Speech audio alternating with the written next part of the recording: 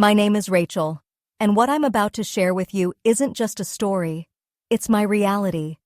You think you know someone, you trust them, love them, build your life around them. But sometimes the people closest to you are the ones hiding the darkest secrets. This is the story of how I discovered the truth about the person I loved, and how it destroyed everything I thought I knew. Nick and I had been together for 5 years. We met at a coffee shop, the kind of cliché love story you'd expect to see in a movie. But it felt real. He was kind, funny, and made me feel like I was the most important person in the world. For years, we had this rhythm, a shared life filled with laughter, plans for the future, and what I thought was trust.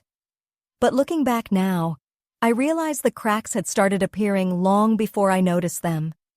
In the last few months, Nick became distant. He started working late more often. His phone, once casually left on the table, was now always face down. When I asked about it, he'd joke and say, "You're being paranoid." But paranoia doesn't feel like this. It doesn't make your stomach churn or your chest tighten every time you hear their phone buzz. One night, I was scrolling through social media when I saw a photo that stopped me in my tracks. Nick was tagged at a bar. It wasn't unusual for him to go out with friends after work, but this time, there was a woman sitting next to him. Her name was Jessica. At first, I convinced myself it was nothing. She was probably just a coworker. But the way she looked at him in the photo, the way he leaned toward her, it didn't feel like nothing. I remember staring at that photo for what felt like hours, trying to convince myself I was overreacting.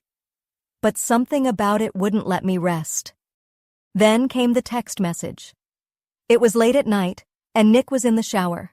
His phone lit up on the nightstand, and without thinking, my eyes darted to the screen. The message read, "I miss you already. Can't wait to see you again." My heart sank. My hands were shaking as I reached for his phone. I knew it was wrong, but in that moment, I didn't care.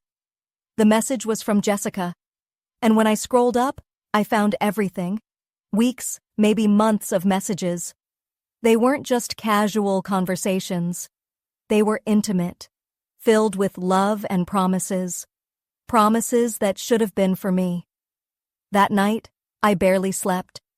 My mind was racing with questions. How long had this been going on? How many times had he looked me in the eyes and lied? The next day, while Nick was at work, I did something I'd never done before. I opened his laptop. There it was, proof of a life I didn't know existed. Messages, photos, dates. I even found a receipt for a weekend getaway. They had gone to the cabin we talked about renting together. I felt like I was losing my mind. The person I had built my life around wasn't just cheating. He was living a double life. It wasn't just betrayal. It was humiliation. Every moment we had shared, every memory I thought was ours, now felt like a lie. That evening, I couldn't hold it in any longer. I waited until dinner.